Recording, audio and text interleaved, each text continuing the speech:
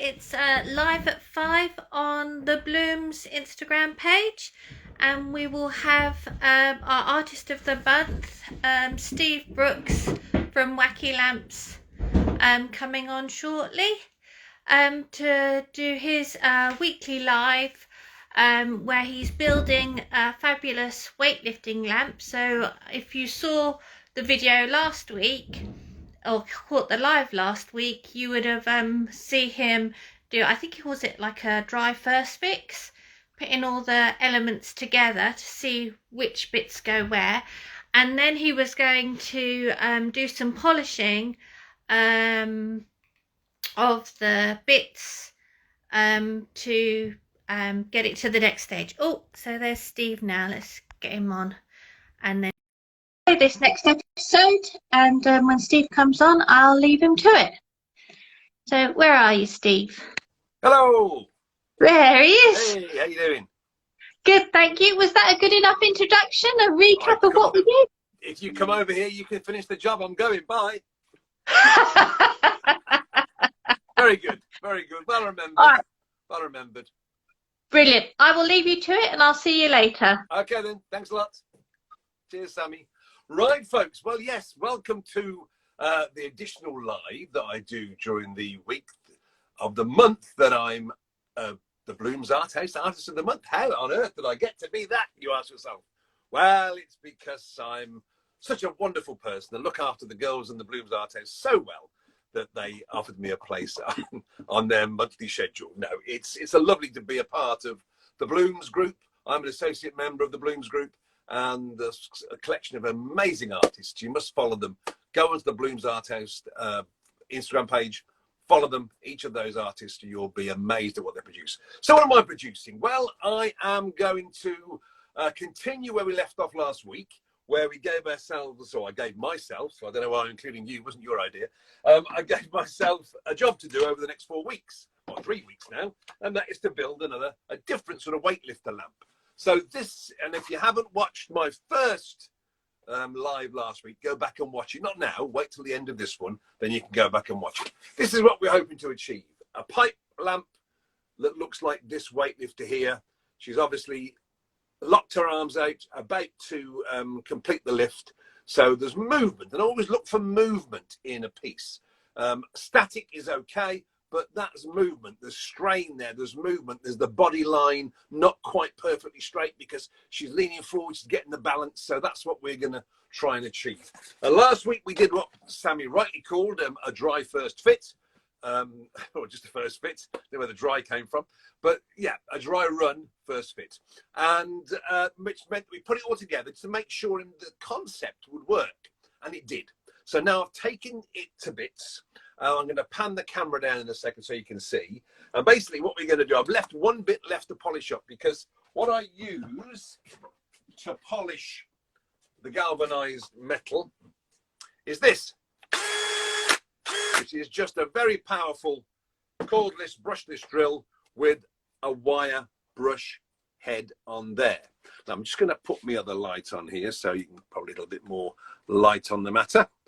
So there we are. So yeah, so you've got the wire brush. Now, it makes a lot of noise. So I thought doing all of the bits would probably be A, boring, and B, it wouldn't achieve much in the time. So what I have done is I've only taken apart the bits that I needed to be able to polish up them, and also to thread the cable through, as we're going to do shortly. So this main bit here, you can see, look how that is pointed. I'm going to just find you one of these to compare it to. So it's probably not so visible, but that's one to compare it to. It looks pretty clean, which it is, but that one there is sparklingly clean. Look at that. You can almost see your face in it. And that's just using the wire brush attachment to the drill. So that's what we're going to do. So the only bit that we've left to do is the head here. And you can say it gives a false impression. It looks shiny because of the lamps, but I'm just going to quickly do this head now, and you'll see the difference when I've finished polishing it. So you'll see me over there just for about 2 minutes, finishing off the head there. When doing anything with power tools, it is crucial to protect yourself. So we've got the eye protector here, Hopefully you can still hear me through this.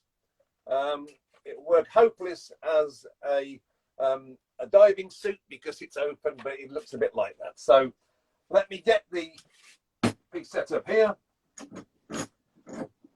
It does make a lot of noise, but basically you just put the wire brush attachment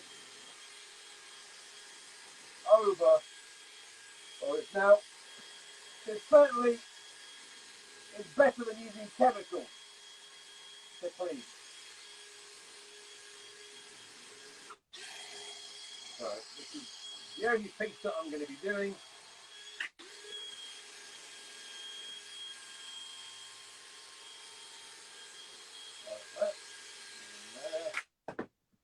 Turn it round a bit.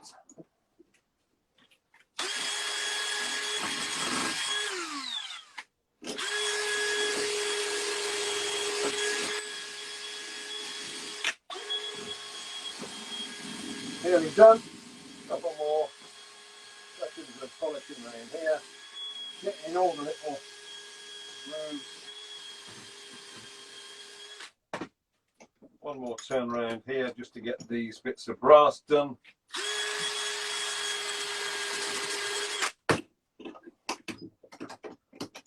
And we are virtually there. There we go. So you would not have wanted half an hour of that, would you? Let's be honest. So that now you can see it is really shiny. Look at that. Now that is just a few seconds there with the wire brush attachment. I say I don't use chemicals because there's no need. What the wire brush does, you think, well, wouldn't it scratch the galvanized surface? Well, it does, in effect. I missed a bit there. Hold on.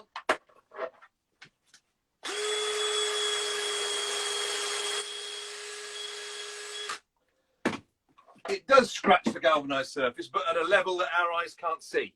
So you get more reflection from those little tiny scratches than your eyes can see. So that's why it looks like that. So Ben, taking this down a bit now so we can see how we're getting on. So we're going to now assemble it, but whilst assembling it, we're going to put the cable in.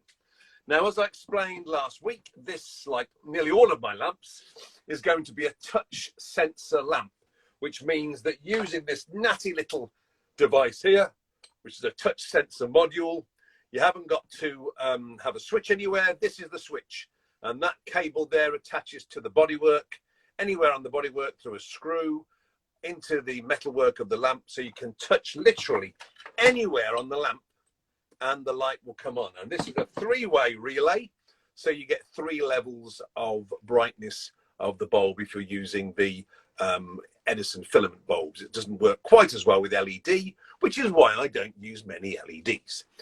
So there we are. So that's the little magical box that we're fitting probably next week when we get to that stage.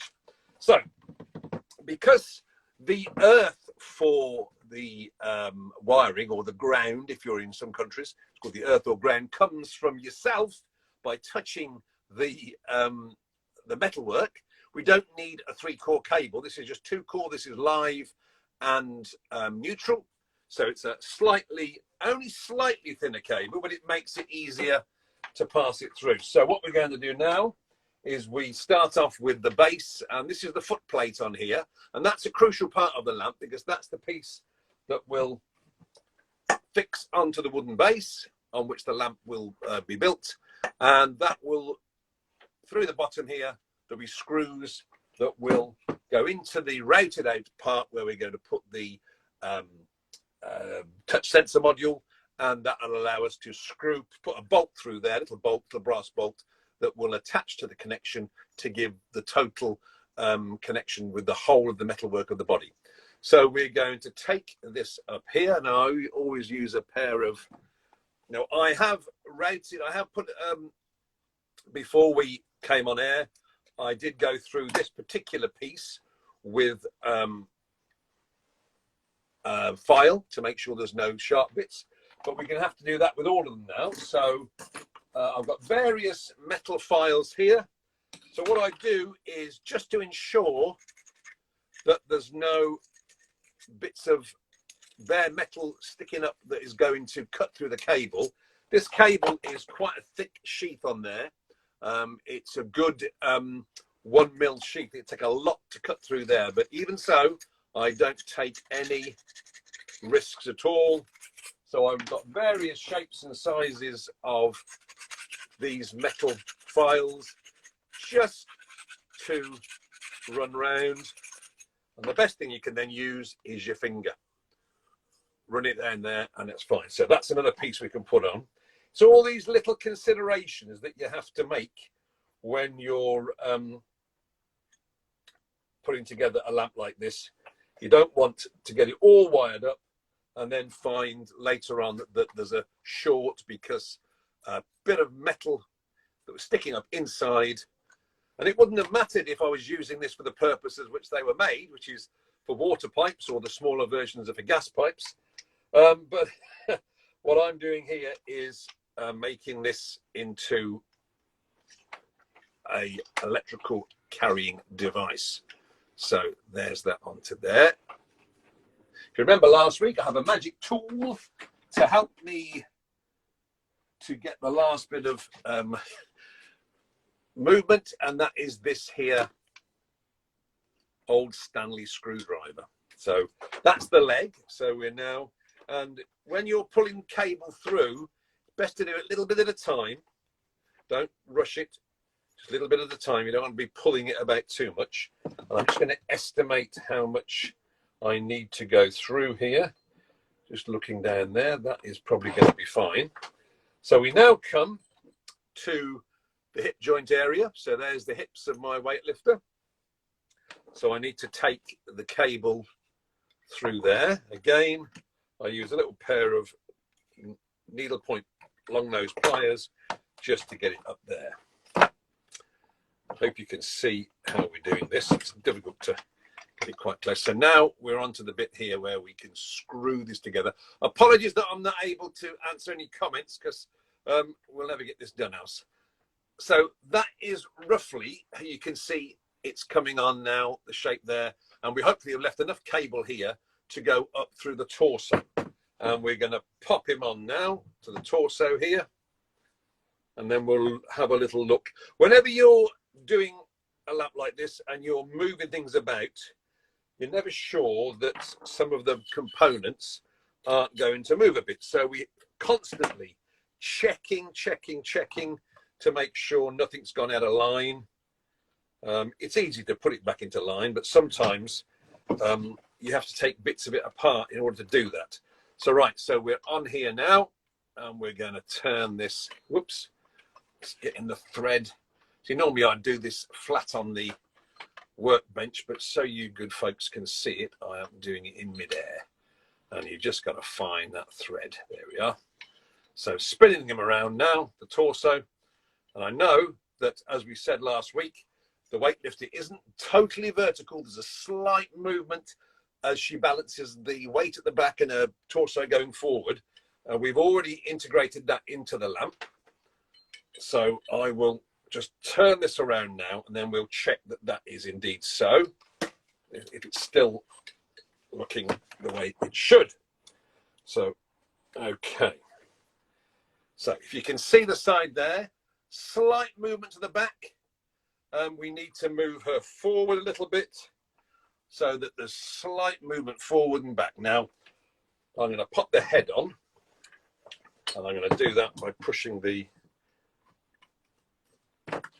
wire through here. Now, sometimes when you're trying to get things completely straight, you have to resort to using a little bit of glue, because sometimes another full revolution of the fittings, you won't be able to make it because you run out of thread.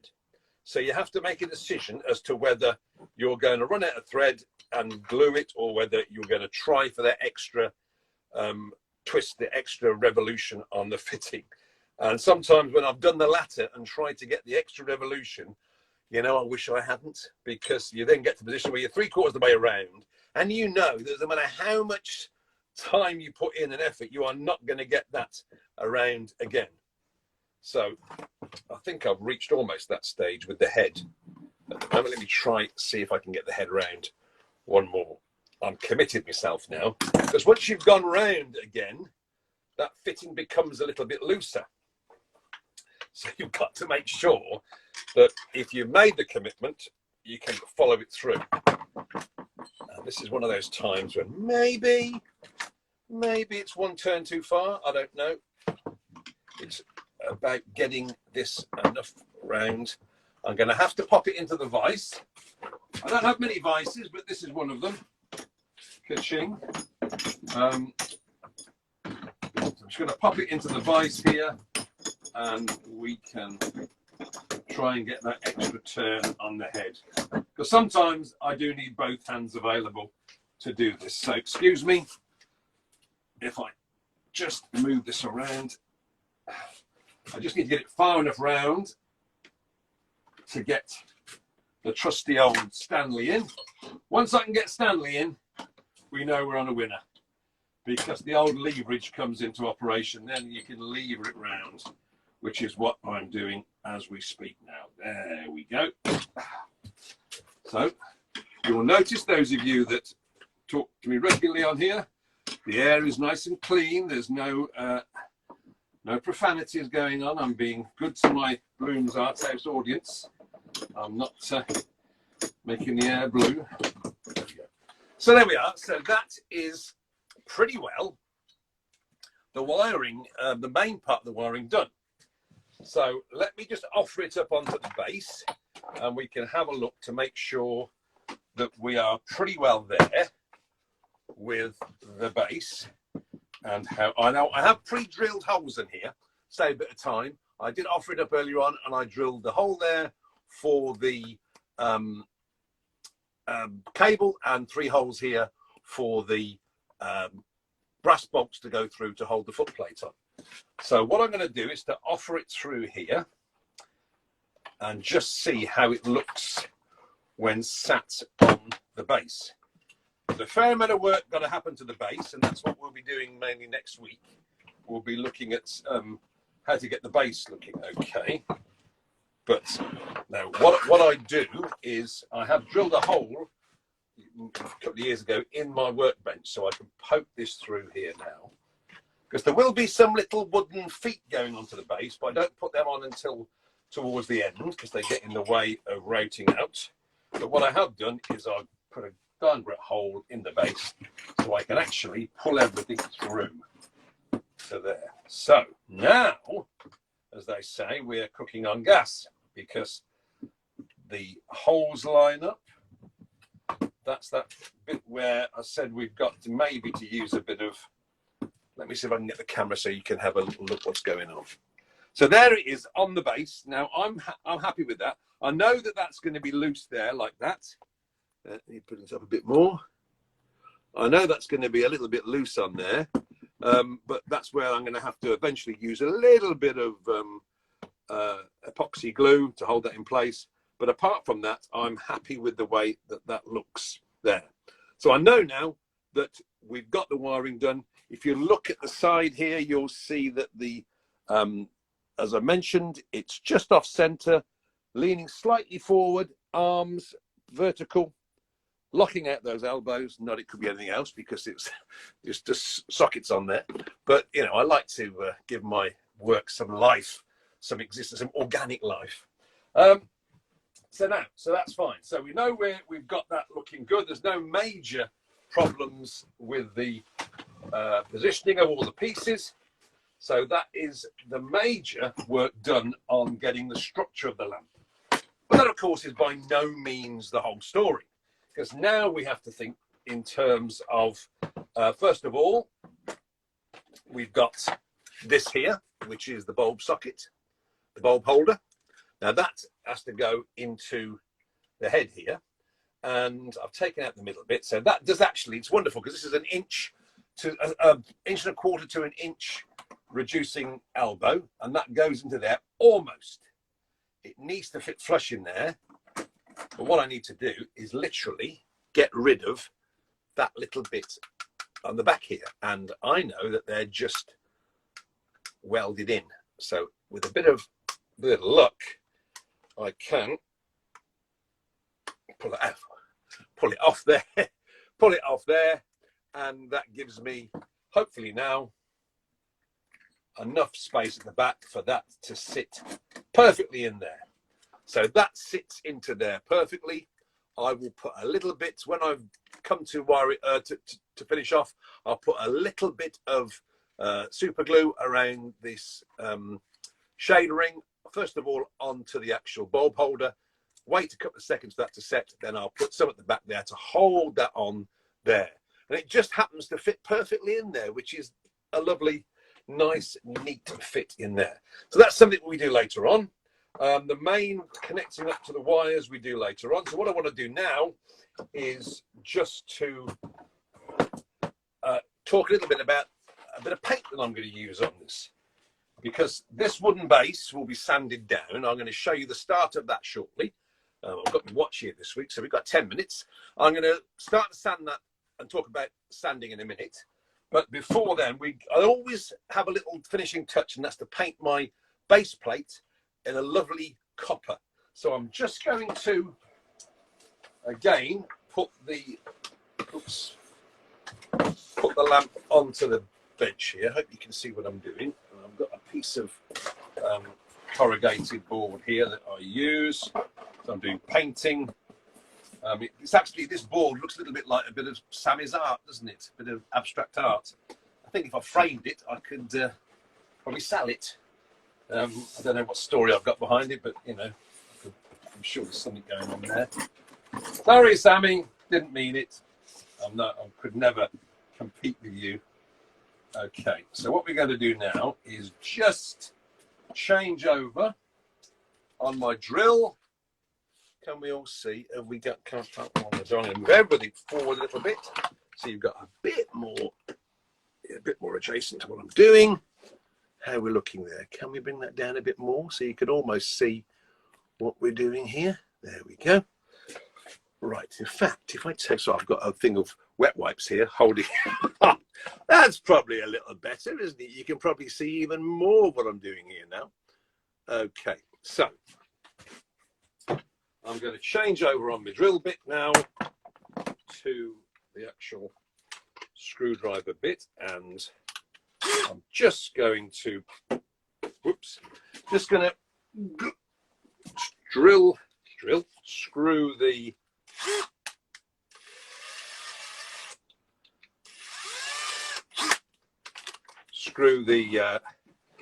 base plate onto here. And that's just to hold it in place while I'm doing a bit of painting. And then we'll talk about the paint, and we'll talk about why I use a hairdryer when I have got very little hair. Well, I've got a lot of hair, but it's cut short. But I'll talk about why that is in a second. Now, I'm just going to have to hold that up like that. Okay, right. Can we all see that? Can we see that enough? I think you can, can't you? So I can bring you even closer if you want. If you want to get, whoops. Sorry, a bit seasick. Right. Over that way. Okay. Now, when we're talking about painting, I, believe it or not, I changed from using Hammerite paint a year or so ago, and I actually use acrylic, water-based acrylic paint, because it gives us great finish, and it also dries a lot quicker than the Hammerite. So what I use is, I've got some, I don't like saying cheap, but inexpensive base coat paint from China, which is just a gold here and a copper coloured. But that just forms the base for the most amazing acrylic paints that I use, which are from a company called The Culture Hustle, a wonderful paint alchemist called Stuart Semple. And he produces the most amazing potions and paints. This is called the copperest copper. We've got the goldest gold, the silverest silver. And I find that these paints are brilliant for what I do for my lamps. But there is a but involved, and that is with acrylic paints. And okay, these are galvanized pieces on here. So in effect, because they're galvanized, they shouldn't rust. But we all know that not every should is with work, because the chances are that they might get a little bit rusty. So you're adding a water-based paint to this. So let me just show you what I do. So this is quite a nice copper colour. This one from China. It's a lot cheaper than the ones from the Culture Hustle because it's not got the depth. But what I normally do is I've only put one screw in the base here, and that's because that screw is where the earth is going to connect to, so that it will the touch sensor. So it doesn't matter. In fact, I don't want any paint going into that hole. Although I have found there must be some metallic element to the Culture Hustle paint, because my lamps with touch sensor switches, if they're painted with this stuff, you can still get the sensor to work through the paint. So amazingly, I didn't find that out until a while after I started to do it. And I would think, oh, we'll have to leave a little bit of the metal bare so that the touch sensor will work. I haven't got to do that. So there we are. I'm just going to run the paint under there. Now, this paint has got an element of water in, obviously, because it's a water-based acrylic paint.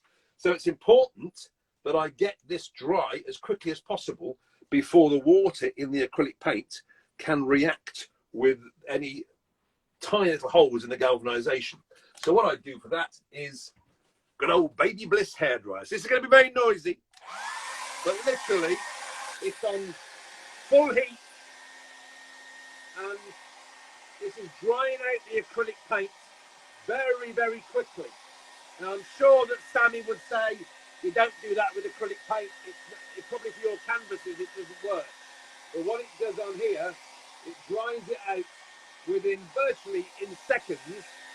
So you're drying off the water from the surface, so that water isn't then able to go into the metalwork, but it's leaving the paint adhering to the surface of the galvanized metal. It shouldn't work, really, but it does. So about 30 seconds, and that is now dry. Amazing. Now, I only found this out by accident.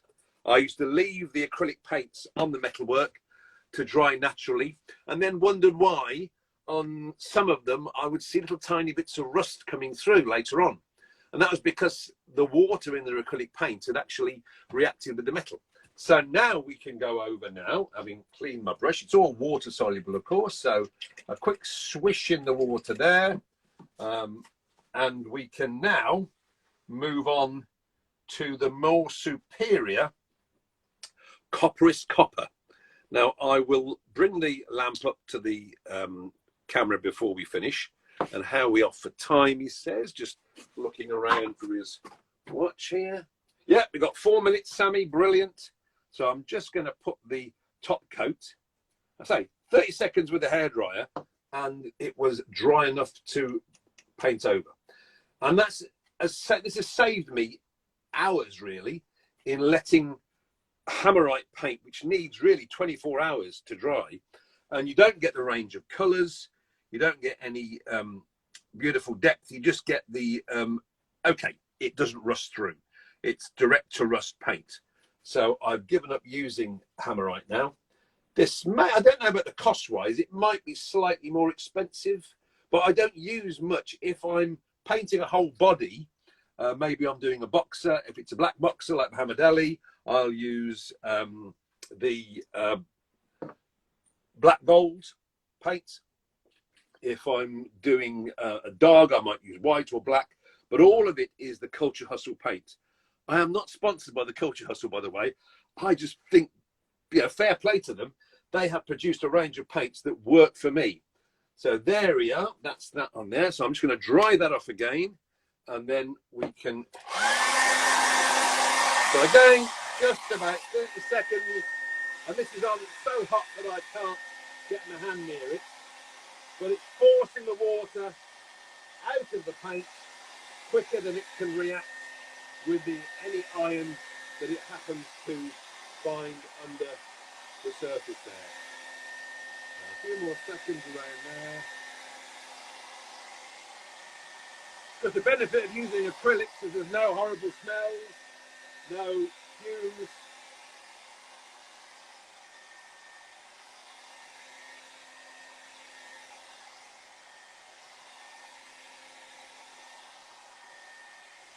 There we go. And that again, absolutely dry on there. Hello, Sammy. I'm back. I heard you. I'll show you my abstract piece in a minute. The reason I was saying dry fix is I knew you use glue in some of putting your pieces together. So that's why I said dry fix. I wasn't talking gobbledygook. No. So you can probably see this is that beautiful copperish copper from the Culture Hustle. Can you see that? I use their paint. Oh, beautiful. But yeah, I found out by accident that you need to dry it off so quickly because there might be little tiny holes in the galvanization, and of course the water in the acrylic based paint gets through to the iron and starts to rust it. Hence the fact that I use the hairdryer, and that's dry now, perfectly dry within 30 seconds of using a hairdryer on it. I don't think it would work for you because you need your paints work differently. But it's amazing what you can find, isn't it? That little hacks that you get. Absolutely. Little hacks that you get. I'll bring it up here, and we'll just finally, while I've got you on here, we'll just finally talk about the next stage, which is I do love working with wood. I love working with wood. I love the smell of wood. I love the feel of wood. I just love everything about wood. This is Iroko hardwood, and I will be sanding this down over the next week so that you can see the result, because you don't want to see me half an hour sanding wood. It's not pretty. But I'm just going to say, when you're sanding wood, if you want to get a really good, smooth finish, you don't go from a 40 grit to a 150 grit to a 400 grit. I use probably about 9 stages. I start off with a 40 grit, then a 60 grit, then an 80 grit, 120 grit, and gradually this becomes like silk. It's beautiful. And then you can round the edges off, and then we will be routing out a hole in the bottom in which we're going to install the little magic trick that is the touch sensor module. And we'll be doing all that next week. So week look forward 3 to that of our build, and we're getting on. I mean, the old weightlifter's looking okay. Yeah, it's getting there. She's looking fabulous. And then the following week will be just what I call the final fit, the wiring up the individual components, attaching it to the base, and painting the ends of the weightlifting bar in gold paint. And then we have the big lights turn on, like Blackpool Illuminations. I should invite you over to touch it, to turn it on. You can do it remotely.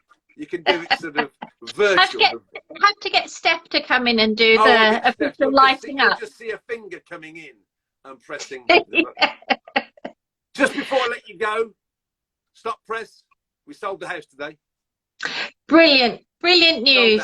Sold the house today. Managed to get a good deal on our place in Wales, so that's all going ahead. You know what Steph's doing now? She started the first phase of the drawing up plans for demolishing walls and fitting in doors. Oh, she's got it all planned out. Excellent. If you need hand fitting out the shop, Philip and I are available. You can come up for the weekend. I've got a tent. Oh, I don't do camping. I'll find somewhere. There we are. So, thank you ever so much for today. Okay. Brilliant session. And we'll see you next week. All right then. Look out for all the posts, everybody coming up from me and Sammy over the next week. There's some great stuff to see there. And don't forget, ask whatever questions you want. I loved your live this morning, by the way. Thank you very much. I might be going to her kitchen and doing one too with Lisa. Pardon?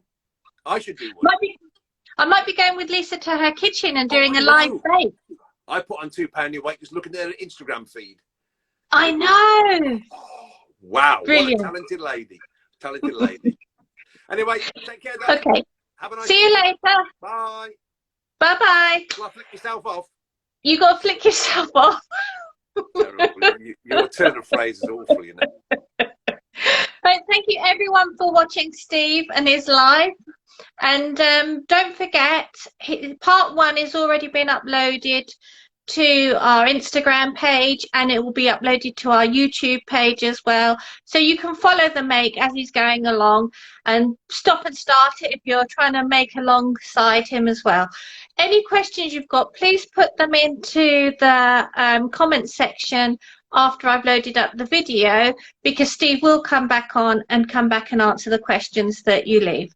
So thanks ever so much. We'll see you next Wednesday live at 5 for part 3 of Steve's weightlifting make.